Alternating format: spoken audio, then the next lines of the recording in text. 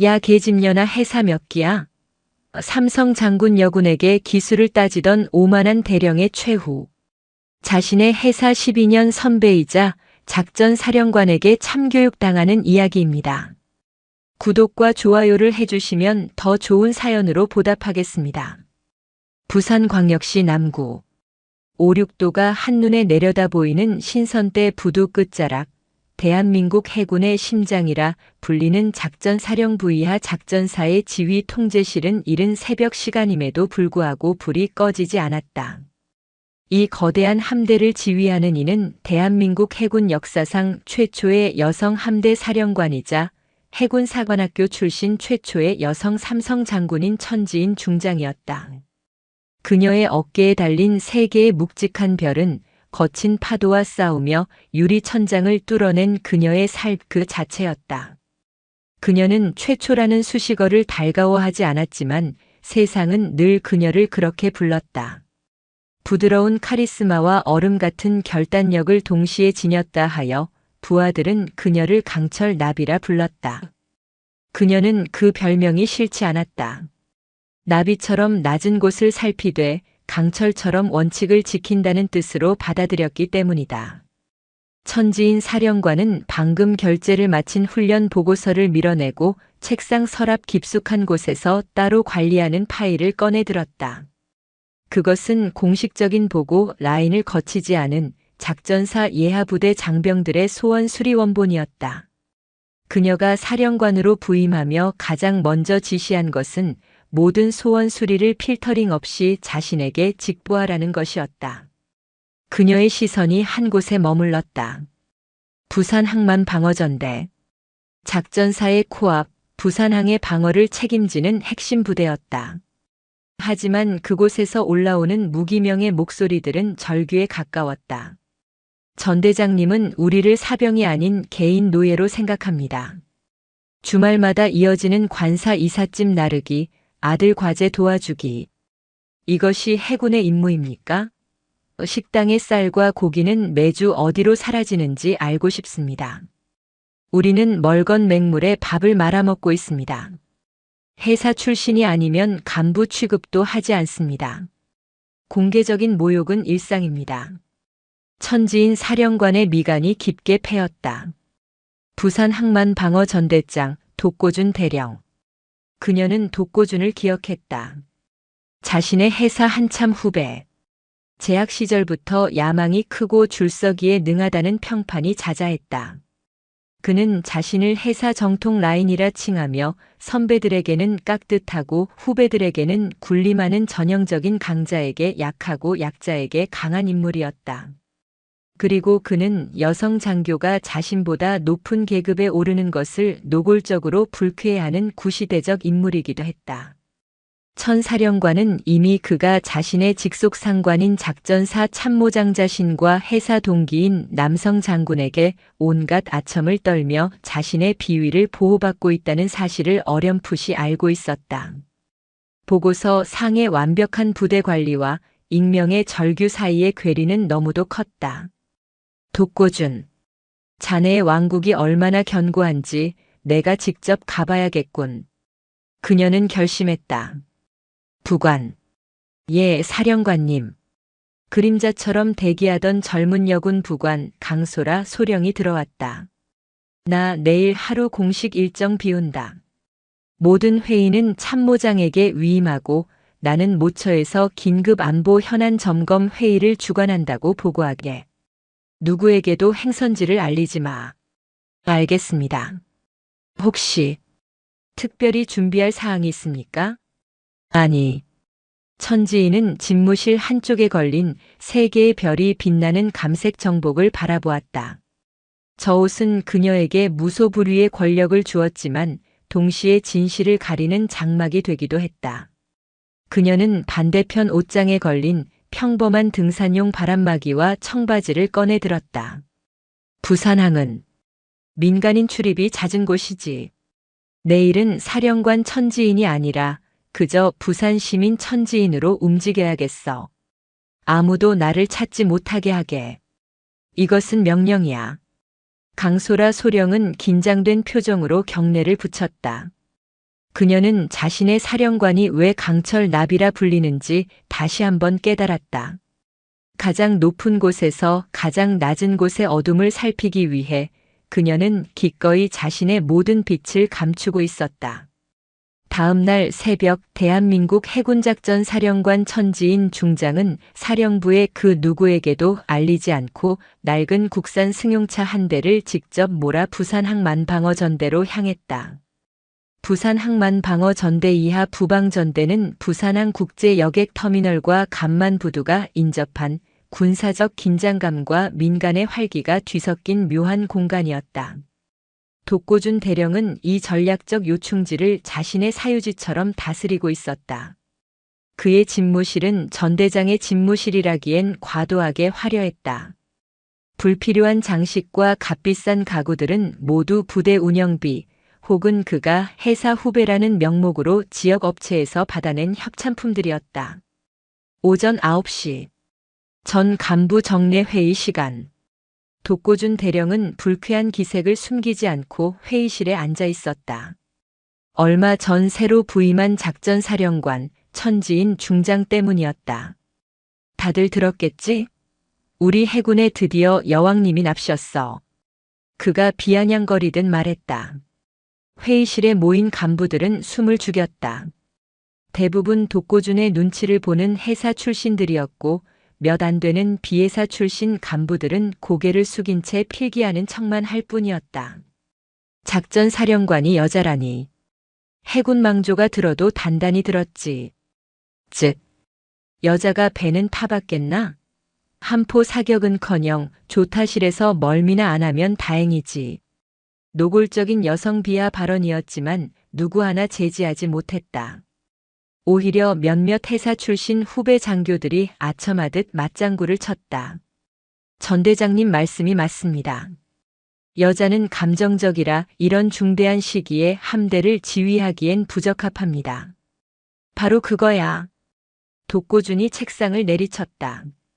천지인 그 여자 해사 나왔다고는 하지만 운이 좋았을 뿐이야. 여자라는 이유로 진급 혜택이나 받고 말이야. 내가 진짜 해사 정통이야. 나 독고준이. 이 부방전대만큼은 그런 감정적이고 물러터진 계집 군대가 아니라 진짜 사나이 해군으로 만들 거야. 알겠나? 예, 알겠습니다. 그의 광기 어린 연설이 끝나자마자 회의실 문이 조심스럽게 열리고 인사과장인 오중위학군 출신가 굳은 얼굴로 들어왔다. 전 대장님. 주말에 병사들 추가 작업 동원하는 것은 사령부 복지 규정 위반으로.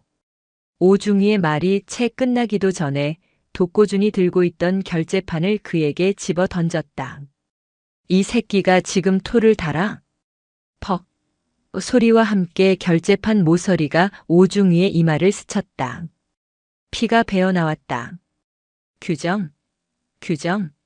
이 독고준이가 이 부대의 규정이고 법이야. 너 해사 몇 기야? 아, 맞다. 넌 해사 출신도 아니지. 굴러온 돌 주제에 감히 해사 정통 선배한테 규정을 들이밀어? 죄송합니다. 죄송하면 다야? 이따위 정신 상태로 해군 장교라고 할 수 있나?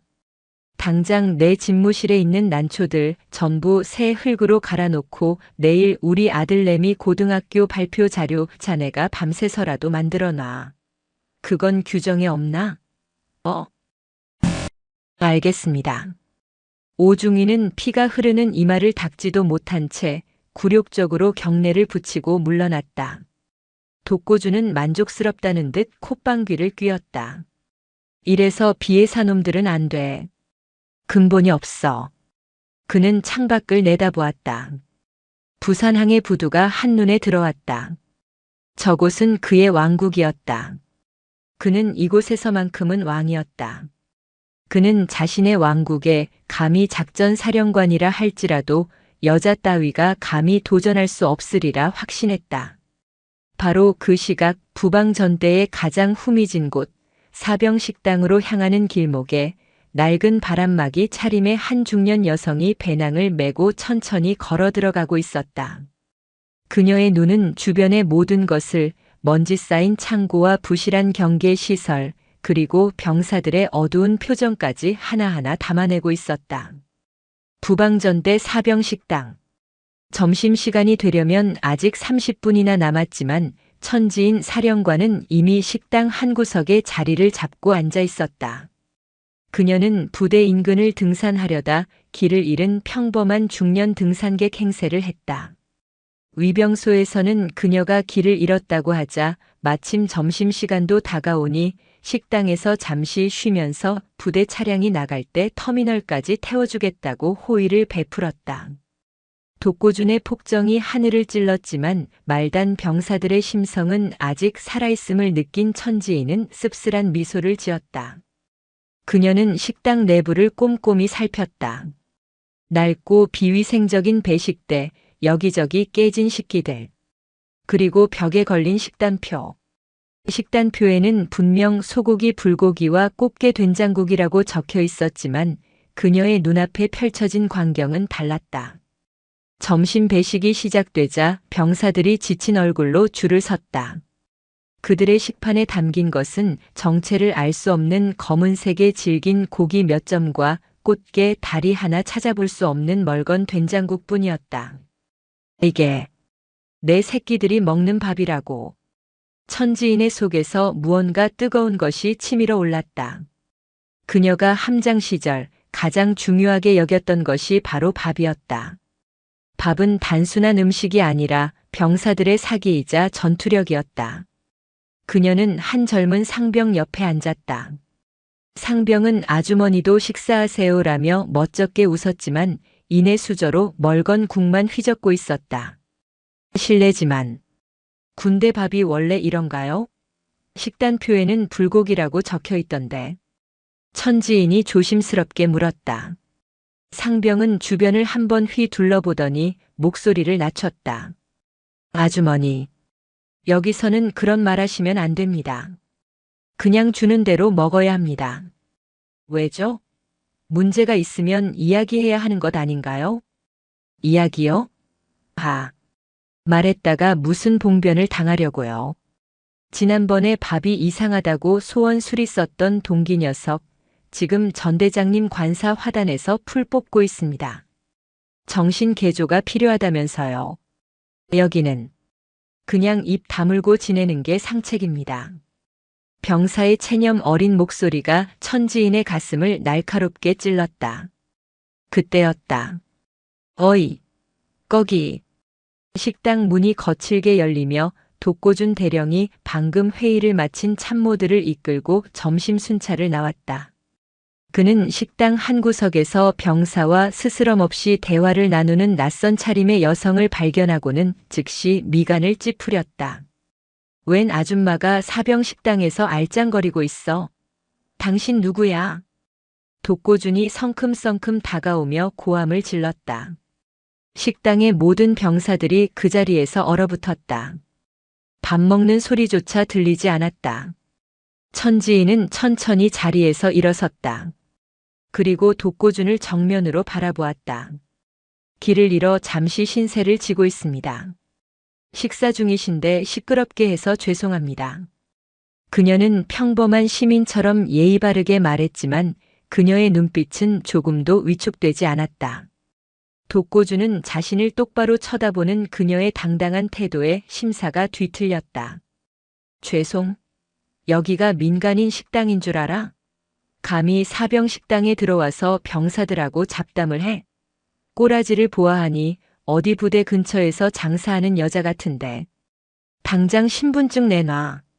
그가 위압적으로 손을 내밀었다. 신분증은 가져오지 않았습니다. 등산 중에 길을 잃었을 뿐입니다. 등산? 이 군사보호구역에서? 내년이 지금 누굴 속이려 들어. 독고준의 입에서 거침없이 쌍욕이 튀어나왔다. 보아하니 딱 견적이 나오네. 병사놈들 꼬드기러 온 거 아냐? 요즘 군대가 물러터져서 별 희한한 년들이 다 들어와. 성희롱에 가까운 모욕적인 발언. 천지인의 눈빛이 차갑게 가라앉았다. 대령님, 민간인에게 하시는 말씀이 매우 부적절합니다. 부적절? 독고주는 어이가 없다는 듯 웃음을 터뜨렸다. 감히 이 아줌마가 자신의 계급을 알고 자신에게 지적을 했다는 사실에 이성을 잃었다. 이게 진짜 보자 하니까 내년이 대령이라는 건 또 어떻게 알았어? 여기서 장사하려면 기본으로 외우고 다니나? 아니면 너 혹시 회사 나왔냐? 그는 조롱하듯 물었다. 회사 몇 기야? 말해봐. 내년 같은 게 감히 회사를 입에 담아? 그는 천지인의 어깨를 거칠게 밀쳤다. 이 쌍년이 당장 이 여자 끌어내. 헌병대에 넘겨. 군사 기밀 탐지 혐의로 족쳐버리겠어. 감히 내 구역에서. 독고준의 명령에 그를 따르던 헌병 2명이 천지인의 양팔을 우악스럽게 잡으려 했다. 식당의 모든 병사들은 공포에 질려 고개를 숙였다. 천지인은 헌병들의 손길을 피하지 않았다. 대신 그녀는 자신의 모든 것을 앗아갈 수도 있는 이 폭군을 향해 얼음처럼 차가운 목소리로 마지막 경고를 날렸다. 독고준 대령. 나는 자네에게 분명히 경고했다. 뭐? 경고. 이 미친년이 끝까지. 독고준이 손을 들어 그녀의 뺨을 치려던 바로 그 순간이었다. 전 대장님, 멈추십시오. 식당 입구에서 방금 전 독고준에게 모욕당했던 인사과장 오중이가 다급하게 뛰어들어왔다. 그의 손에는 방금 사무실 팩스로 수신된 긴급 전문이 들려 있었다. 이게 방금 작전사령부에서. 뭐야? 비켜. 독고준이 팩스를 낚아챘다. 그것은 작전사령관 직인이 찍힌 긴급 지시 사항이었다.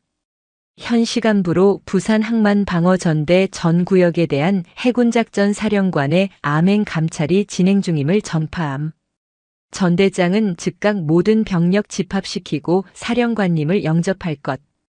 독고준의 손이 종이처럼 떨리기 시작했다.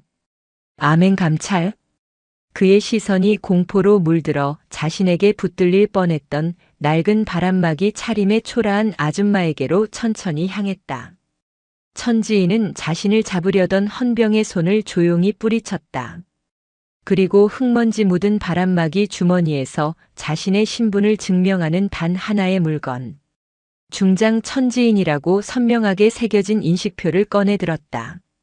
독고준 대령. 그녀의 목소리는 더 이상 평범한 시민의 것이 아니었다. 그것은 대한민국 해군 함대 전체를 호령하는 지휘관의 얼어붙은 강철의 목소리였다. 자네가 그토록 묻던 내 해사기수 말인가. 그녀는 독고준의 눈앞에 인식표를 들어보였다. 자네보다 12기수 위다. 시간이 멈췄다. 부산 항만방어전대 사병식당 안 수백 명의 병사들이 숨소리조차 내지 못한 채 대한민국 해군작전 사령관의 인식표를 든 낡은 바람막이 차림의 여성과 그 앞에서 돌처럼 굳어버린 자신들의 왕 독고준 대령을 바라보고 있었다. 자네보다 12기수 위다. 천지인 중장의 목소리는 크지 않았지만 식당 안의 모든 공기를 얼어붙게 만들었다. 독고준 대령의 눈이 미친 듯이 흔들렸다. 그의 뇌는 눈앞의 현실을 필사적으로 부정했다. 거짓말이야. 이건 거짓말이야. 사기꾼이다. 작전사령관이 왜 이런 누추한 곳에 이런 거짓골을 하고 나타난단 말인가. 이건 함정이다. 전연이 나를 무너뜨리려는 음모다. 그는 인식표를 낚아채려 손을 뻗었다. 이딴 가짜 인식표 따위로. 멈춰라. 식당 문이 부서져라 열렸다. 독고준이 그토록 아첨하고 따르던 직속상관, 해군작전 사령부 참모장, 금빛 무궁화 2개가 빛나는 계급장의 강태수 소장이었다. 그의 얼굴은 땀과 공포로 범벅이 되어 있었다. 그는 사령관이 긴급 안보 회의를 주관한다는 보고를 믿고 있다가 사령관의 부관 강소라 소령이 위치 추적 장치를 들고 들이닥쳐 사령관님이 부방전대에서 신호가 끊겼다고 외치는 것을 듣고 혼비백산하여 달려온 참이었다. 그리고 강태수 소장과 강소라 소령의 눈에 들어온 광경은 자신들의 사령관이자 해군 삼성 장군인 천지인을 부방전대 헌병들이 양팔을 붙잡으려 하고 독고준 대령이 손가락질하며 가짜 인식표라 모욕하는 장면이었다. 강태수 소장의 온몸에서 피가 빠져나갔다. 전체, 차렷. 그의 목소리는 공포로 갈라져 나왔다. 작전 사령관님께 대하여 경례, 충성. 강태수 소장과 강소라 소령, 그리고 뒤늦게 따라 들어온 작전사 지휘부 요원들이 낡은 바람막이 차림의 천지인을 향해 군 생활을 통틀어 가장 절박하고도 우렁찬 경례를 내리꽂았다. 그제야 독고준은 깨달았다. 이것은 꿈이 아니었다. 자신이 방금 쌍년 미친년 장사치라 부르며 어깨를 밀치고 뺨을 때리려 했던 저 초라한 중년 여성이 정말로 자신의 군 생활을 오늘 당장 끝장낼 수 있는 대한민국 해군작전 사령관 천지인 중장이라는 사실을 그의 머릿속에서 자신이 내뱉었던 모든 말들이 메아리쳤다. 여왕님, 계집 군대, 내년이 해사 나왔냐? 쌍년. 독고준의 다리가 풀렸다. 그는 그 자리에 그대로 주저앉았다. 폭군의 위험은 순식간에 사라지고 사형 선고를 기다리는 죄인의 비참한 모습만이 남았다. 식당 안의 병사들은 경악과 혼돈, 그리고 아주 희미한 희망의 빛을 동시에 느끼며 이 모든 광경을 지켜보고 있었다. 자신들을 괴롭히던 왕이 자신들 앞에서, 그것도 자신들과 똑같이 멀건 국을 앞에 둔 한 여성 앞에서 무너져 내리고 있었다. 천지인은 자신에게 경례하는 강태수 소장에게 가벼운 목례로 답했다. 그녀의 시선은 오직 바닥에 주저앉은 독고준에게 고정되어 있었다. 일어나라, 독고준 대령. 그녀의 목소리는 차가웠다. 자네가 그토록 자랑스러워하는 해군사관학교 선배가 후배에게 명령하고 있다. 독고준은 이가 딱딱 부딪히는 소리를 내며 곁에 있던 헌병의 부축을 받고서야 겨우 비틀거리며 일어섰다. 천지인은 그를 지나쳐 아까 자신에게 밥에 대해 솔직하게 말해주었던 젊은 상병에게 다가갔다. 병사, 아까 하던 말 마저 듣고 싶군. 이 부대의 문제는 식사뿐만이 아니라고 했지. 상병은 공포와 경외가 뒤섞인 눈으로 대한민국 해군에서 가장 높은 여성 지휘관을 바라보았다. 그는 용기를 냈다. 네, 그렇습니다. 식사뿐만이 아닙니다. 전 대장님은 잠깐. 천지인이 그의 말을 막았다. 그런 이야기는 이 좁고 더러운 식당이 아니라 더 넓은 곳에서 전 부대원이 함께 들어야겠지. 그녀는 식당 입구에 서 있는 참모장 강태수 소장에게 명령했다. 참모장. 지금 즉시 부산 항만 방어전대 전 병력, 연병장에 비상 집합시키도록. 5분 주겠다. 단 한 명의 환자도 단 한 명의 근무자도 빠짐없이. 근무자는 작전사 직할대에서 파견하여 즉각 교대시킨다. 이 부대원 전원이 오늘 이곳에서 벌어진 역사의 증인이 되어야 하니까.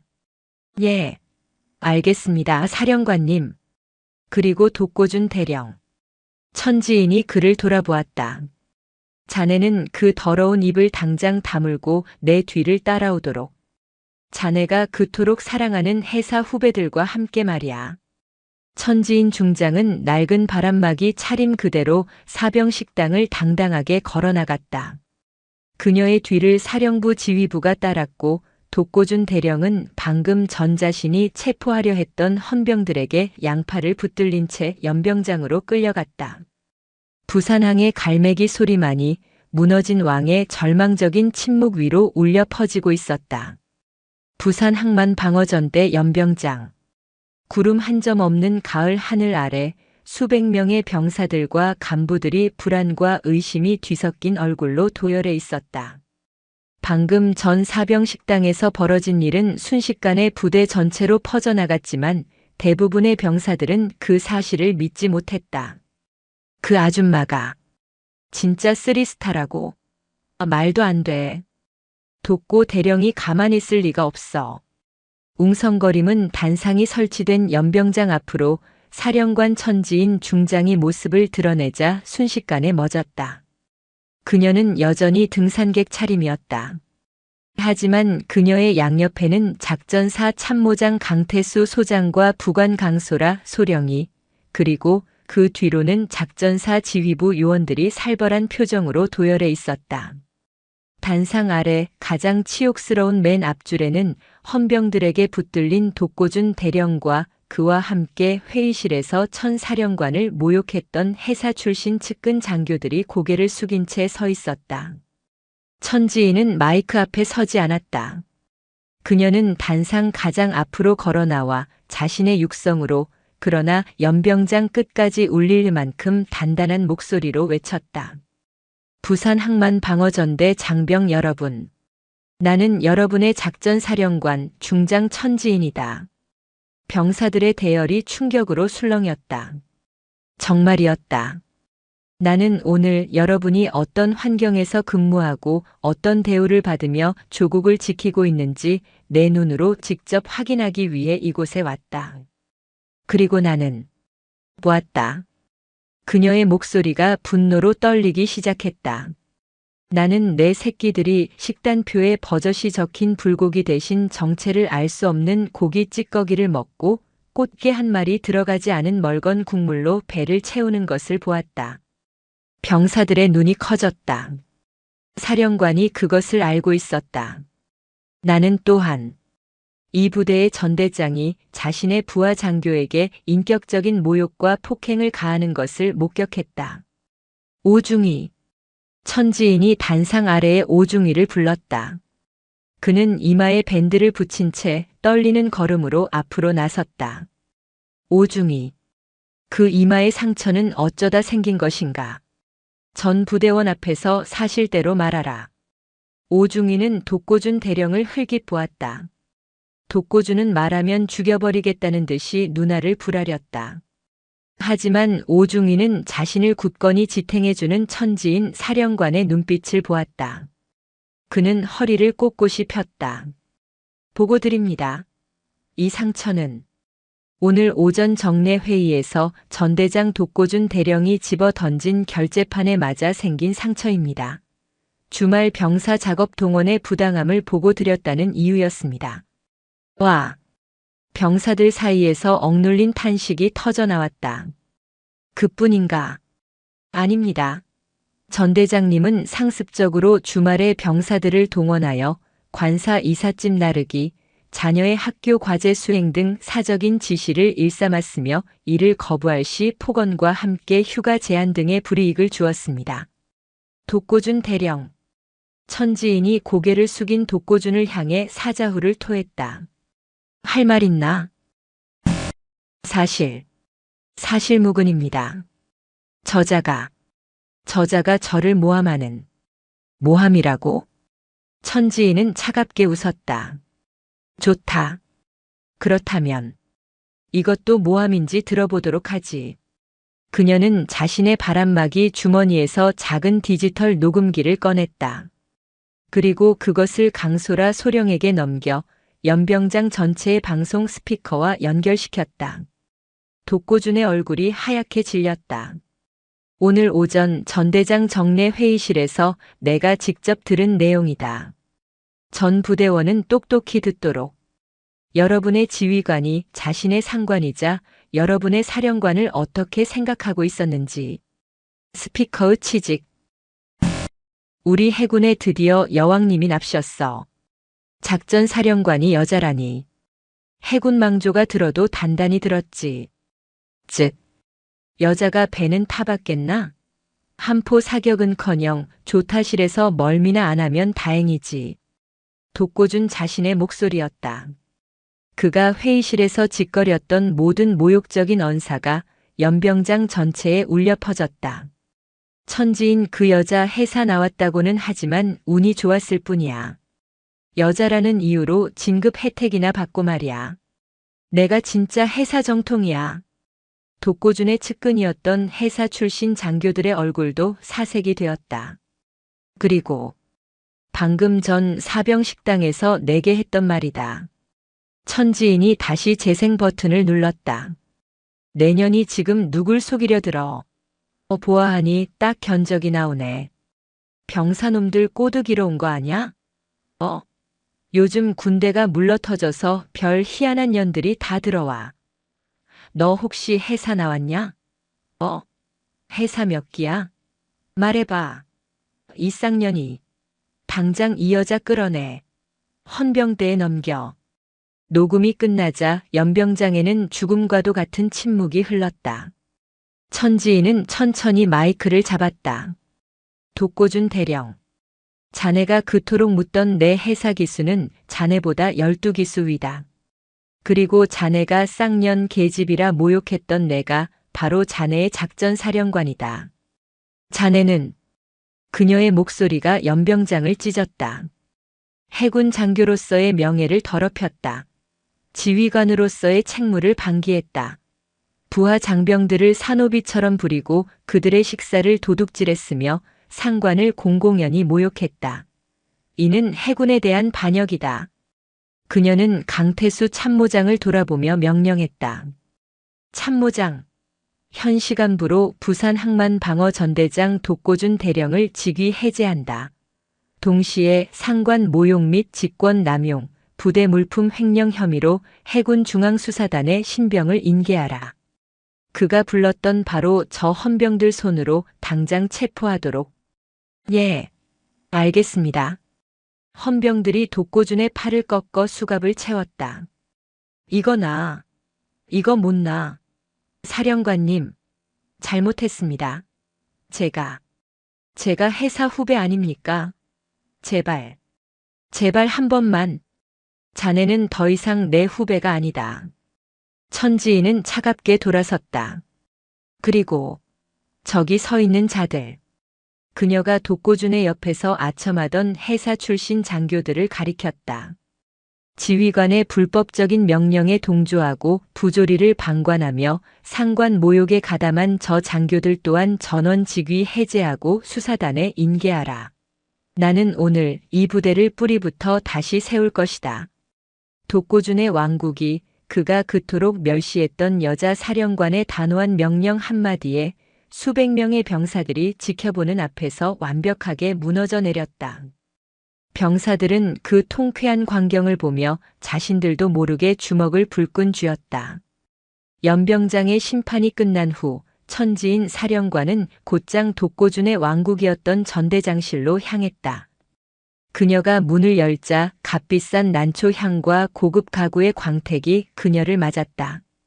오중이가 밤새워 가꿔야 했던 바로 그 난초였다. 이 모든 것이 내 병사들의 피와 땀으로 이뤄진 것이로군.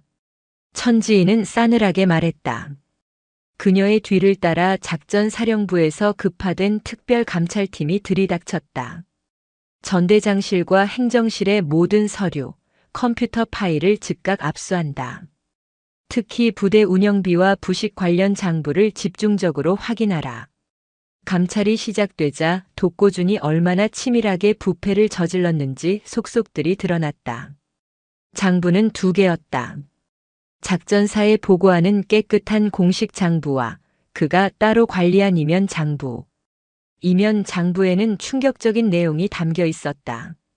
그는 매주 반입되는 쌀과 육류 심지어 유류까지 빼돌려 부산항 인근의 민간 식당과 업자들에게 뒷돈을 받고 팔아넘기고 있었다. 병사들은 멀건 국을 먹고 있을 때 그들의 밥은 전대장의 검은 돈이 되고 있었다. 사령관님, 이것은 감찰팀장이 하얗게 질린 얼굴로 이면 장부의 마지막 장을 펼쳤다. 그곳에는 독고준이 상납한 내역이 빼곡히 적혀 있었다. 작전사 참모장님 강태수 소장 명절 선물 때 의 금괴 일량 해사 동문회 발전 기금 현금 1천만 원 부대 운영비에서 충당 본부 인사 참모부의 진급 청탁용. 부패의 뿌리는 독고준 개인이 아니었다. 그것은 작전사령부의 심장부 그리고 해사라는 이름으로 뭉친 거대한 카르텔로 이어지고 있었다. 천지인의 눈이 함께 들어온 강태수 소장을 향했다. 그는 식은땀을 줄줄 흘리며 고개를 숙이고 있었다. 그 역시 이 부패의 고리 중 하나였던 것이다. 그가 아까 그토록 당황했던 것은 사령관의 안위뿐만 아니라 자신의 비리가 덮쳐질까 두려웠기 때문이었다. 참모장. 천지인의 목소리는 지하실의 냉기보다 차가웠다. 자네는 나와 회사 동기다. 나는 자네를 전우라 믿었는데 자네는 적인 독고준과 내통하고 있었군. 자네가 받은 저 금괴가 병사들의 밥그릇이라는 생각은 안 해봤나. 사령관. 오해십니다. 저는 독고 대령이 알아서 변명은 수사단에 가서 하도록. 강소라 소령. 예, 사령관님. 현 시간부로 작전사령부 참모장 강태수 소장을 직위 해제한다. 즉각 신병을 확보하고 중앙수사단에 이첩하라. 독고준과 함께 반역죄에 준하는 엄중한 수사를 받게 될 것이다. 자신의 동기마저 망설임 없이 베어내는 사령관의 결단에 감찰팀 전원은 숨을 죽였다. 강철 나비의 칼날은 성역도 동문도 가리지 않았다. 모든 조치를 마친 천지인은 다시 사병식당으로 발걸음을 옮겼다. 그녀가 감찰팀에 별도로 지시한 것이 있었다. 전대장실 옆에 숨겨진 비밀 창고를 찾아라. 독고준이 빼돌린 진짜 부식은 그곳에 있을 것이다. 그녀의 예상은 맞았다. 식당에 도착했을 때 그곳의 풍경은 완전히 달라져 있었다. 감찰팀이 찾아낸 비밀 창고에서 나온 최고급 쌀과 신선한 고기, 그리고 꽃게와 채소들로 조리병들은 난생 처음으로 식단표보다 더 풍성한 저녁 식사를 준비하고 있었다. 지글지글 구워지는 소고기 불고기 냄새와 구수하게 피어오르는 꽃게 된장국 냄새가 식당을 가득 채웠다. 천지인은 배식을 기다리는 병사들의 줄 맨 뒤에 섰다. 병사들이 기겁하며 앞자리를 내주려 했지만 그녀는 손을 저었다. 아니다. 나는 여러분과 똑같이 줄을 서서 내 밥을 받겠다. 그녀는 자신의 식판에 아까와는 비교도 안 될 만큼 푸짐한 밥과 국 그리고 반찬을 받았다. 그리고는 아까 자신이 처음 말을 걸었던 그 젊은 상병의 맞은편에 다시 앉았다. 이제야 밥심이 좀 나겠군. 병사 같이 먹지. 상병은 눈시울이 붉어진 채 수저를 들었다. 그는 자신의 해군 생활 중, 아니 태어나서 먹어본 밥 중에 가장 맛있는 밥을 입에 넣었다. 그것은 단순히 맛있는 밥이 아니었다. 그것은 빼앗겼던 그들의 존엄성이었고 되찾은 정이었으며 자신들을 지켜주는 진정한 지휘관의 따뜻한 마음이었다. 수백 명의 병사들이 그날 저녁 눈물 젖은 밥을 먹었다. 천지인 중장은 그 모습을 묵묵히 지켜보며 자신이 지켜야 할 것이 무엇인지 다시 한번 가슴에 새겼다. 거대한 함대나 빛나는 계급장이 아니었다. 바로 지금 눈앞에서 따뜻한 밥 한 끼에 눈물 흘리는 자신의 소중한 새끼들이었다. 부산항의 부두에는 폭군의 시대가 가고 따뜻한 강철 나비의 시대가 열리는 진정한 새벽이 오고 있었다. 부산 항만 방어 전대에서 벌어진 일은 단순한 강풍이 아니었다. 그것은 해군작전 사령부, 나아가 계룡대 해군 본부의 심장부를 향해 몰아치는 거대한 태풍의 눈이었다. 현직 작전 사령관이 암행 감찰 중 상관 모욕을 당했다는 사실만으로도 충격적이었지만 그 자리에서 자신의 해사 동기이자 작전사 참모장인 강태수 소장까지 부패 혐의로 체포했다는 소식은 해군 내부에 수십 년간 뿌리내린 해사 카르텔을 정면으로 겨눈 선전포고와도 같았다. 그들의 반격은 즉각적이고 교활했다. 그 반격은 포성이 울리는 바다가 아닌 여론을 조작하는 신문 지면과 권력이 오가는 정치권의 밀실에서 시작되었다. 다음 날 아침 보수 성향의 주요 일간지 일면에는 일제히 자극적인 제목의 기사들이 실렸다. 단독 해군 최초 여성 사령관의 감정적 숙청, 서해 NLL 안보 공백 부르나, 사설 해사 라인 겨눈 편향된 수사, 30년 해군 전통을 무너뜨리는가, 칼럼 군 조직의 특수성 무시한 여성 리더십의 한계. 기사 내용은 교묘하게 사실을 비틀었다. 독고준 대령의 상습적인 병사 착취와 모욕, 강태수 소장의 금괴 수수와 같은 핵심 범죄 사실은 일부 지휘관의 사소한 실수 혹은 관행으로 축소되었다. 대신 천지인 중장이 자신에게 쌍욕을 했다는 감정적인 이유로, 그것도 최초의 여성 지휘관이라는 상징성을 이용해 군 내부의 전통과 기강을 바로잡아 온 해사 출신 핵심 인재들을 마녀 사냥하고 있다는 논리를 내세웠다.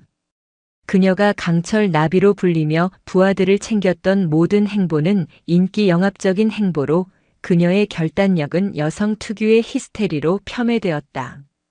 이 모든 여론전의 배후에는 해군 예비역 장성들의 막강한 이익 집단이자 보이지 않는 함대라 불리는 청해회가 있었다. 그리고 그 정점에는 해군 참모총장을 지내고 현재는 국회 국방위원회에서 막강한 영향력을 행사하는 여당의 실세 유계상 의원이 있었다.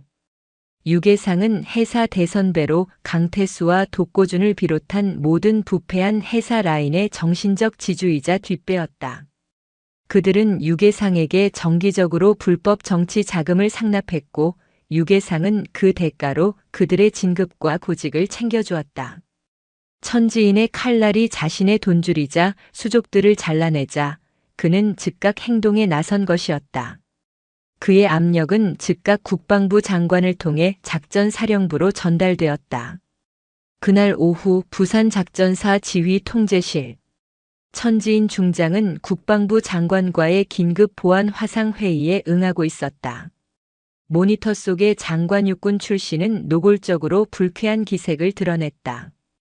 천 장군, 지금 이게 무슨 짓이오? 작전 사령관이 일선 부대 감찰하는 건 좋지만 이런 식으로 참모장까지 체포하고 언론에 시끄럽게 일이 새어나가게 만들면 어떡하자는 겁니까? 지금 유계상 의원실이 뒤집혔소. 당장 수사를 중단하고 체포한 인원들을 본부 헌병단으로 이첩한 뒤 조용히 사태를 수습하시오. 천지인은 미동도 하지 않고 모니터 속의 장관을 응시했다. 장관님, 저는 지금 제 직무를 수행하고 있습니다. 부하 장병들의 밥을 훔치고 그들의 인권을 짓밟으며 군수 물자를 빼돌려 사익을 채우는 자들을 솎아내는 것이 제 임무입니다. 직무? 천장군, 군대는 정치요. 자네가 아무리 깨끗하다고 한들 조직 전체를 적으로 돌리고 싸워 이길 것 같소? 유계상 의원이 어떤 분인지 몰라 그러시오?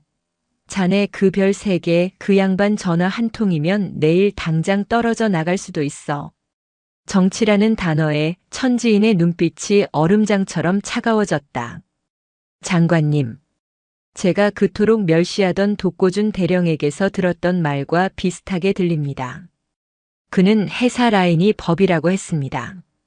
장관님께서는 정치가 법이라고 하시는군요. 둘 다 틀렸습니다. 대한민국 군대의 법은 오직 군형법과 헌법뿐입니다. 그녀는 자리에서 일어났다. 만약 장관님께서 말씀하시는 정치라는 것이 제 새끼들이 멀건 맹물에 밥을 말아먹는 동안 어떤 놈들은 그 밥을 훔쳐 금괴를 사고 정치 자금을 상납하는 것을 눈감아주는 것이라면, 천지인이 모니터를 향해 한 걸음 다가갔다. 저는 기꺼이 그 정치에서 패배하겠습니다. 그리고 저는 제 부하들을 지키는 사령관으로서 승리할 것입니다. 천장군, 지금 보고 마칩니다. 저는 지금 반역자들에 대한 수사를 지휘해야 해서 바쁩니다. 천지인은 일방적으로 통신을 종료했다. 상관 모욕에 준하는 항명이었다. 곁에서 모든 것을 지켜보던 강소라 소령의 얼굴이 하얗게 질렸다. 사령관님, 괜찮으시겠습니까? 국방부 장관을. 저렇게. 천지인은 창밖의 부산항을 바라보았다. 수많은 함정들이 묵묵히 자신의 임무를 수행하고 있었다. 강소령. 저 함정들이 왜 떠다니는 것 같나? 저 안에 탄 병사들이 있기 때문이야. 그 병사들의 신뢰가 무너지면 저건 그냥 쇳덩어리에 불과해. 나는 장관이 아니라 내 새끼들의 신뢰를 지켜야 하네. 그녀는 결연한 표정으로 돌아섰다. 하지만 저들의 반격은 이제 시작이야. 유계상과 청해회가 이 정도로 물러설 리가 없지. 그들은 자신들의 본체가 드러나기 전에 모든 증거를 파괴하려 할 걸세. 증거라면 독고준의 이면 장부 말씀이십니까? 아니, 그건 꼬리에 불과해. 천지인의 눈이 번뜩였다. 독고준이나 강태수가 관리한 건 고작 부산항 지부의 장부에 불과해. 그들은 이 거대한 부패 카르텔의 중간 관리자일 뿐이야. 진짜 몸통인 유계상과 청해회 본진을 무너뜨릴 진짜 검은 장부가 따로 있을 걸세. 그들은 지금 그것을 파괴하기 위해 혈안이 되어 있을 거야. 그녀의 말이 끝나자마자 지휘 통제실의 비상 전화가 울렸다. 사령관님, 방금 군 교도소로 이송 중이던 독고준 대령이 호송 차량을 습격한 괴한들에게 탈취당했습니다. 현재 행방이 묘연합니다. 천지인의 주먹이 부르르 떨렸다. 올 것이 왔군. 그들은 증인을 없애기 시작했어. 강소령, 당장 작전사 직할 특별기동대 전원 비상 소집해. 유계상이 숨겨둔 검은 장부를 찾는 것이 그들을 살려두는 것보다 빨라야 한다. 보이지 않는 함대의 반격은 그녀가 상상했던 것보다 훨씬 더 거대하고 폭력적이었다. 독고준 대령이 호송 중에 탈취당했다는 것은 보이지 않는 함대가 더 이상 여론전이나 정치적 압력 같은 교활한 방식에만 의존하지 않겠다는 신호였다. 그들은 이제 자신들의 실체를 지키기 위해 물리적인 폭력과 증거인멸도 서슴지 않겠다는 선전포고를 한 것이었다. 천지인 사령관은 즉각 부산지방경찰청과 군경합동수사본부를 꾸리라고 지시하는 한편 자신은 별개의 행보에 나섰다. 독고준은 이미 늦었을지도 모른다. 그들은 입을 막기 위해서라면 살인도 불사할 자들이다. 하지만 그들이 독고준을 탈취하면서까지 지키려 했던 것. 그 검은 장부의 본체는 아직 부산 어딘가에 남아있다. 그녀는 자신의 집무실로 연병장에서 용기를 내어 증언했던 오중희 사령관 직권으로 즉각 대위로 특별 진급시켰다를 은밀히 불렀다. 부조리의 중심에 있었던 그가 어쩌면 핵심적인 단서를 알고 있을지 모른다고 판단했다. 오대위, 자네가 독고준 밑에서 겪었던 일들을 다시 한번 상세히 말해주게. 아주 사소한 것이라도 좋아. 그가 유독 신경 썼던 장소나 그가 혼자만 드나들었던 곳, 혹은 그와 접촉했던 낯선 민간인들. 오대위는 고통스러운 기억을 되짚었다. 그는 독고준의 해사 라인이 아니었기에 온갖 굳은 일과 비밀스러운 심부름을 도맡아 했었다. 전 대장님은 한 달에 한두 번 정기적으로 감만 부두 인근의 한 폐창고에 가셨습니다. 공식적인 군수 창고는 아니었습니다. 오히려 수산물 유통회사에 버려진 냉동 창고처럼 보였습니다. 버려진 창고. 네. 하지만 늘 경비가 삼엄했습니다. 민간 용역 업체 직원들처럼 보였는데 그들의 움직임은 일반 경비원들 같지 않았습니다. 그리고 독고 대령은 그곳에 갈 때면 늘 저에게 이렇게 말했습니다. 작전사의 눈과 귀가 미치지 않는 우리만의 성소라고 했습니다. 천지인의 눈이 빛났다. 우리만의 성소. 독고준이 아니라 청해회의 성소였겠지. 그곳이군. 그곳에 그들의 검은 장부 원본 서버가 있을 것이다. 그녀는 즉각 행동을 개시했다. 정식으로 군경 합동수사대를 보내면 유괴상의 정보망에 걸려 증거를 인멸할 시간을 줄 터였다. 이것은 기습적이고 비공식적인 작전이어야 했다. 강소라 소령. 작전사 직할 최정예 대테러 특임대 UDTSEAL 5분 대기조를 준비시켜 방탄복과 진압 장비만 갖추고 모든 표식은 제거한다. 나도 동행한다. 사령관님, 위험합니다.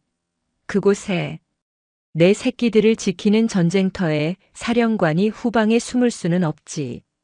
이것은 내 전쟁이다. 그날 밤 비가 추적추적 내리는 부산 간만 부두의 낡은 냉동 창고. 천지인 중장은 칠흑 같은 어둠 속에서 방탄조끼와 헬멧을 착용한 채 특임대원들과 함께 창고를 포위했다. 그녀의 판단은 정확했다. 창고 안은 환하게 불이 켜져 있었고 누군가 다급하게 서류를 파쇄하고 하드디스크를 분해하는 소리가 새어나오고 있었다. 독고준을 탈취한 그들이 이제 마지막 증거를 없애기 위해 움직이고 있었다. 진입한다. 천지인의 명령과 함께 특임대원들이 포금탄을 터뜨리며 창고의 모든 입구로 동시에 진입했다. 꼼짝마. 해군작전 사령부다. 창고 안은 아수라장이었다. 그곳은 독고준의 비밀 아지트이자 청해회 부산 지부의 심장부였다. 값비싼 양주와 시가가 널려 있었고 한쪽에는 거대한 금고와 함께 여러 대의 서버가 돌아가고 있었다. 유괴상의 지시를 받은 민간 용역 깡패들과 그들에게 매수된 몇몇 현역 군사경찰들이 필사적으로 서버를 파괴하려 저항했다. 막아. 저 여자만 잡으면 돼. 그들의 목표는 명확했다. 천지인이었다. 사령관님, 피하십시오. 강소라 소령이 그녀를 감쌌지만 천지인은 물러서지 않았다. 그녀는 허리춤에 권총을 뽑아들고 자신을 향해 달려드는 괴한의 다리를 정확하게 조준 사격했다. 탕! 크악! 비명소리와 함께 단호한 그녀의 목소리가 창고를 울렸다. 나는 자비 따위를 베풀러 온 것이 아니다. 대한민국 해군을 좀먹는 반역자들을 소탕하러 왔다. 모두 무기 버리고 투항하라. 삼성 장군이 직접 총을 들고 최전선에 나선 모습에 저항하던 무리들의 기세가 꺾였다. 특임대원들은 순식간에 그들을 모두 제압했다. 천지인은 숨을 고르며 파괴되기 직전에 중앙 서버로 다가갔다. 강소라 소령이 즉시 보안 전문가를 투입해 데이터를 복구하기 시작했다. 그리고 그 안의 내용은 독고준의 이면 장부 따위와는 비교도 되지 않았다. 그것은 단순한 검은 장부가 아니었다. 수십 년간 이어진 청해회의 모든 것이었다. 해사 특정 기수의 진급을 위해 의도적으로 다른 유능한 비해사 출신 장교들의 경력을 망가뜨린 공작에 기록돼 함정 건조와 무기 도입 과정에서 특정 방산업체에 기밀을 넘기고 받아낸 천문학적인 뇌물 내역. 그리고 가장 끔찍한 파일이 열렸다. 특별관리 대상. 그것은 부패에 저항하거나 내부 고발을 시도했던 장교와 부사관들의 명단이었다. 그들 대부분은 의문사 훈련 중 불의의 사고 혹은 불명의 전역으로 처리되어 있었다. 이것은 부패가 아니었다. 거대한 살인 조직이었다. 천지인은 입술을 깨물었다. 그녀의 손이 분노로 떨렸다. 이건 용서할 수 없는. 그녀는 파일의 가장 마지막 항목을 클릭했다. 그리고 그 안에서 너무도 익숙한 이름을 발견하고는 숨이 멎었다. 천지인 중장 특별 감시 대상 의 코드명 강철나비. 해군 최초 여성이라는 상징성 때문에 제거가 어려움. 통제 불능 시 NLL 인근 해역에서 훈련 중 교전 빌미로 명예로운 제거 작전 코드명 블루 스톰 준비. 그들은 천지인까지도 조국을 지키는 최전방 해역에서 명예로운 전사로 위장해 살해할 계획을 세우고 있었다. 독고준의 모욕은 이 거대한 사리에 비하면 어린아이 장난에 불과했다. 사령관님. 강소라 소령이 공포에 질린 얼굴로 그녀를 바라보았다. 천지인은 눈을 감았다. 그녀는 공포를 느낀 것이 아니었다. 그녀는 지금 지옥의 밑바닥에서 끓어오르는 가장 순도 높은 분노를 느끼고 있었다. 강소령. 이서버. 당장 본부로 이송하게. 그리고 그녀의 눈이 다시 떠졌다. 그 눈은 강철 나비가 아닌 지옥의 악귀를 사냥하는 야차의 눈이었다. 유계상. 그자가 지금 어디에 있는지 당장 파악해. 내가 직접 그자의 숨통을 끊으러 가야겠다. 다음 날 서울 여의도 국회의사당. 국방위원회 전체 회의가 열리고 있었다. 회의의 중심에는 청해회의 수장이자 여당의 실세, 유계상 의원이 앉아 있었다. 그는 어젯밤 부산에서 벌어진 일을 보고받고 노발대발했지만 이내 평정을 되찾았다. 서버를 빼앗겼다고. 어차피 그 안의 내용은 암호화되어 있다. 그리고 천지인 그 여자가 감히 현역 장군 신분으로 국회의원을 칠 수 있을 것 같은가. 내가 언론과 정치를 동원해 그녀를 군사 반란 수계로 몰아가면 그만이다. 그는 자신만만하게 마이크를 잡고 국방부 장관을 질책하기 시작했다. 장관, 지금 해군이 어떻게 돌아가고 있는지 보고 있소? 해군작전 사령관이라는 자가 자기 감정 하나 주체 못해서 최전방 지휘관들을 마구잡이로 잡아들이고 심지어 어젯밤에는 민간인 사찰까지 벌였다는 보고가 있어. 이건 명백한 군의 정치 개입이자 하극상이며 군사 반란 시도요. 당장 천지인 중장을 보직 해임하고 긴급 체포해야 합니다. 유계상의 선제 공격에 힘없는 국방부 장관은 쩔쩔매며 사실 관계를 파악해. 라고만 중얼거리고 있었다. 회의장은 유계상의 동무대처럼 보였다. 그가 천지인을 향한 비난의 수위를 최고로 끌어올리던 바로 그 순간이었다. 쾅! 회의장의 육중한 정문이 열렸다. 모든 의원들과 기자들의 시선이 문으로 향했다. 그곳에는 대한민국 해군의 순백색 정복, 어깨에 삼성 장군의 별을 단 천지인 중장이 한치의 흐트러짐 없는 모습으로 서 있었다. 그녀의 뒤로는 해군 중앙수사단장과 무장한 헌병들이 그리고 작전사령부의 보안 전문가들이 증거 자료가 담긴 하드디스크를 들고 도열해 있었다. 저 여자가 미쳤나? 유계상이 경악하며 소리쳤다. 현역 장성이, 그것도 전투부대 사령관이 국회 회의장에 무장한 헌병을 이끌고 들어온 것은 헌정사상 초유의 일이었다. 경비 뭐해? 당장 저자들을 끌어내. 국회 방호원들이 달려왔지만 천지인의 얼음 같은 한마디에 그 자리에 멈춰 섰다. 해군작전 사령관 명령이다. 지금 이 순간부터 이곳은 군사 반란 및 이적 행위 수괴, 유계상 의원에 대한 증거 제출 현장이다. 방해하는 자는 모두 공무집행 방해 및 반역 동조 혐의로 간주한다. 그녀는 회의장 중앙으로 성큼성큼 걸어 들어갔다. 그녀의 군화 소리가 대리석 바닥을 울렸다. 천지인, 내년이 드디어 돌았구나.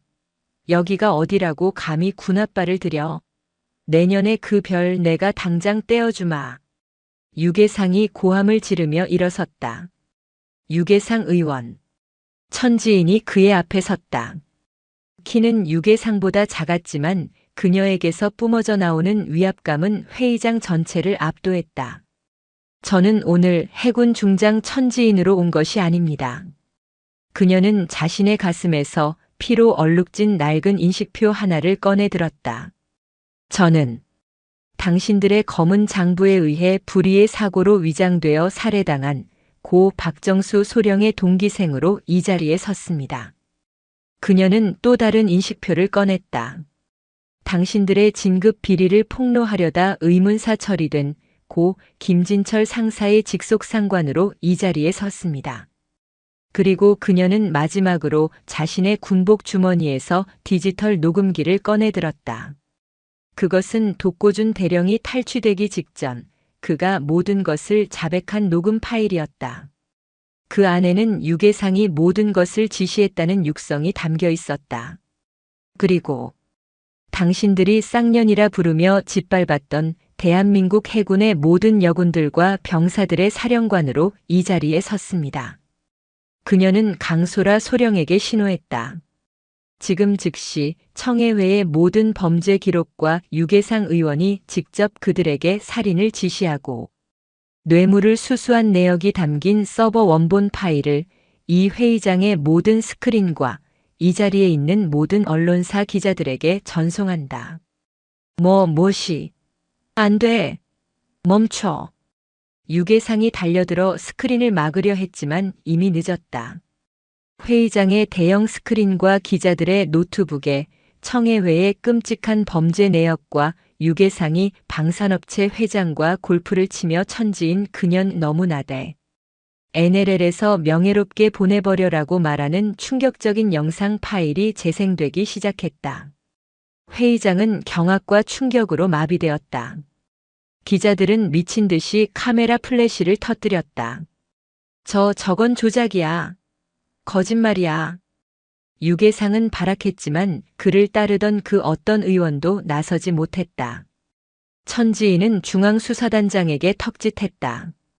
반역자 유계상을 체포하라. 지금. 민간인을. 국회의원을 체포하겠다는 거요. 국회의원이 아니라 이적 행위 반란 수괴를 체포하는 것이다. 천지인이 그의 넥타이를 거칠게 움켜쥐고 그의 귓가에 야차와도 같은 목소리로 속삭였다. 자네가 그토록 자랑스러워하던 해사 라인은 오늘부로 내 손에 의해 끝장났다. 자네가 지옥으로 보낸 내 부하들 목까지 남은 평생을 감옥에서 죗값을 치르게 해주겠다. 국회의사당 한복판에서 보이지 않는 함대의 황제는 그가 그토록 멸시했던 여자 사령관의 손에 의해 수갑이 채워졌다. 그것은 대한민국 해군 역사상 가장 치욕적이지만 동시에 가장 정의로운 순간이었다. 국회의사당 본회의장, 대한민국 헌정사상 가장 충격적인 장면이 연출된 그곳은 그 자체로 거대한 폭풍의 눈이 되었다. 현역 삼성 장군이 무장 헌병을 이끌고 국회에 진입한 것은 명백한 헌정유린이자 군사 반란으로 비칠 수 있는 일촉즉발의 상황이었다. 유계상 의원은 수갑을 찬 손으로 발악하며 이것은 쿠데타다. 저 여자를 당장 체포하라. 고 외쳤다. 그를 비호하던 몇몇 의원들도 동조하며 회의장은 순식간에 아수라장이 되었다. 하지만 천지인 중장은 조금의 동요도 없이 회의장 단상으로 걸어 올라갔다. 그리고 마이크를 잡았다. 여러분은 지금 쿠데타를 목격하고 계신 것이 아닙니다. 그녀의 차분하지만 강철 같은 목소리가 장내를 압도했다. 여러분은 지금 수십 년간 대한민국 해군을 좀먹고 방위 산업 비리를 주도하며 심지어 내부 고발자를 사고로 위장해 살해해온 거대 반역 집단 청해회의 민낯을 목격하고 계신 겁니다. 그녀는 스크린에 재생되는 살인 명단과 천지인 제거 작전 계획서를 가리켰다. 저 유계상 의원은 국회의원이기 이전에 군수품을 빼돌리고 부하들의 목숨을 팔아넘긴 반역 수괴입니다. 저는 오늘 제 별 3개와 제 군복을 이곳에 벗어던질 각오로 이자의 범죄를 고발하고 체포하기 위해 이 자리에 섰습니다. 헌법이 군인에게 부여한 최우선 임무는 국가를 보위하는 것이며 저는 지금 내부의 적으로부터 제 조국과 제 부하들을 보위하고 있는 것입니다. 그녀의 연설은 모든 언론을 통해 실시간으로 전국에 생중계되었다. 여론은 폭발했다. 쌍욕을 한 부패 장교를 넘어 자신을 암살하려던 거대 카르텔의 정면으로 맞선 여성 장군. 국민들은 그녀의 파격적인 행보를 쿠데타가 아닌 썩어 빠진 권력을 향한 정의로운 심판으로 받아들였다. 대통령은 그날 저녁 긴급 담화를 발표했다. 국기 문란이 아닌 국방 비리 척결을 위한 특단의 조치를 선언했다. 유계상 의원은 국회 동의안이 즉각 통과되며 구속 수감되었고 천지인 중장에게는 청해회 척결을 위한 전권이 위임되었다. 그녀의 행위는 국가 보위를 위한 불가피한 작전으로 공식 인정되었다.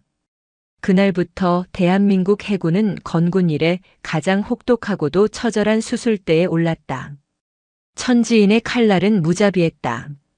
그녀가 확보한 서버의 검은 장부를 바탕으로 청해외에 연루된 현역 장성 수십 명이 하룻밤 사이에 체포되었다. 별들이 우수수 떨어져 나갔다. 그들이 그토지쥐 자랑스러워하던 해사 라인은 부패의 동의어가 되어 국민들의 지탄을 받았다. 그녀를 압박했던 국방부 장관은 즉각 파면되었다. 호송 중 탈취되었던 독고준 대령은 유계상의 지시를 받은 조직이 그를 제거하기 직전 천지인이 급한 특임대에 의해 극적으로 재탈환되었다.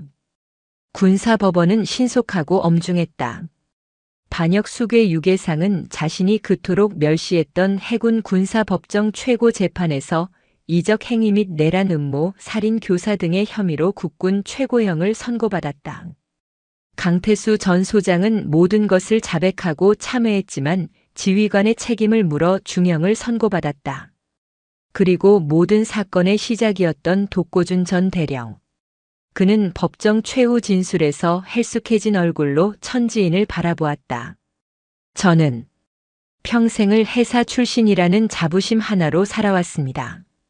그리고 그 자부심으로 제 부하들을 짓밟았습니다. 제가 쌍년 계집이라 모욕했던 천지인 사령관님은 그는 눈물을 흘렸다. 자신을 암살하려던 거대 권력 앞에서도 부하들의 밥그릇을 지키기 위해 자신의 모든 것을 걸었습니다. 저는 해군의 수치입니다. 제가 멸시했던 사령관님이야말로 진짜 해군이었습니다. 저에게는 그 어떤 자비도 베풀지 마시길 바랍니다. 그는 군복이 벗겨지고 남은 평생을 감옥에서 속죄하게 되었다. 몇 달의 시간이 흘렀다. 피비린내 나는 수술은 끝났다.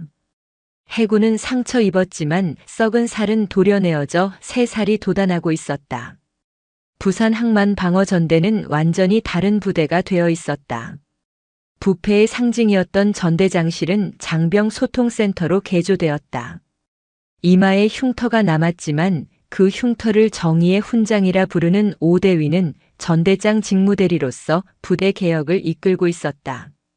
병사들의 밥은 더 이상 사라지지 않았고 사병식당에는 웃음소리가 돌아왔다. 그리고 어느 맑은 봄날 해군작전 사령부 연병장에는 천지인 중장이 여전히 굳건한 모습으로 서 있었다. 그녀의 옆에는 새로운 참모진이 도열했다. 그들 중에는 이번 사건의 해결에 결정적인 공을 세운 중령으로 특별 진급한 강소라도 있었다. 사령관님, 오늘 부산 항만 방어전대에서 장병 체육대회가 있습니다. 축사를 요청하셨습니다. 천지인은 고개를 끄덕였다. 그녀는 의전 차량 대신 처음 암행을 나왔을 때 몰았던 낡은 국산 승용차의 키를 집어들었다. 아니, 오늘은 조용히 가고 싶군.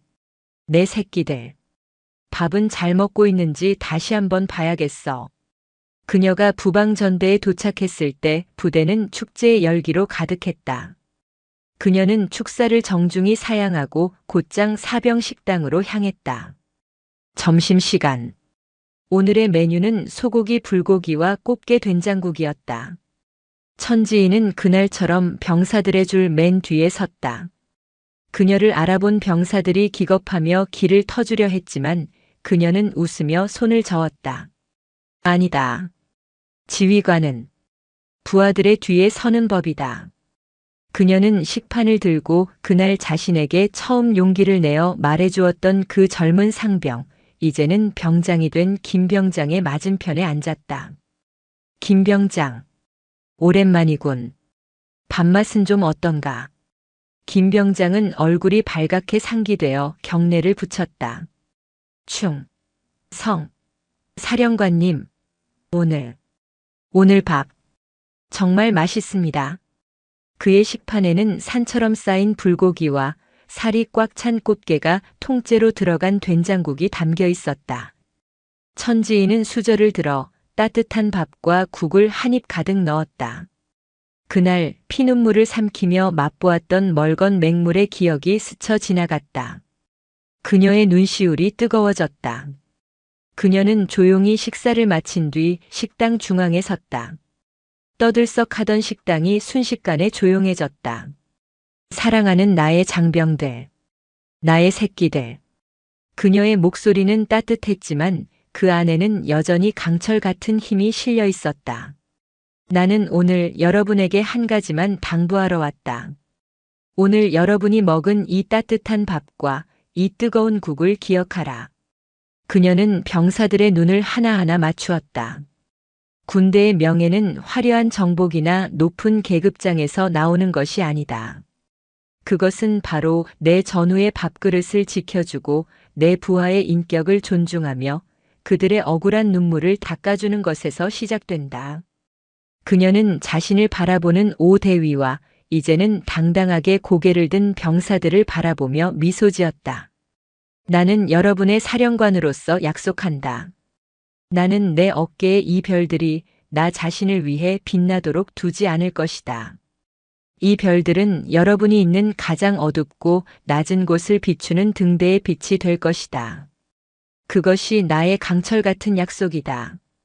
연설이 끝나자 사병 식당에서는 그 어떤 지시도 없었지만 우레와 같은 박수와 환호가 터져나왔다.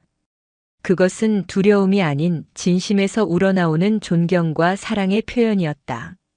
천지인 중장은 그들의 환호를 받으며 식당을 나왔다. 부산항의 부두에는 지난 겨울의 차가운 비바람은 모두 그치고 눈부시게 따뜻한 봄 햇살이 쏟아지고 있었다. 그녀의 어깨에 달린 세 개의 별이 그 햇살을 받아 마치 부산항의 새벽을 밝히는 등대처럼 그 어느 때보다 찬란하게 빛나고 있었다. 오늘도 요지경 사연을 잘 들어주셔서 감사합니다.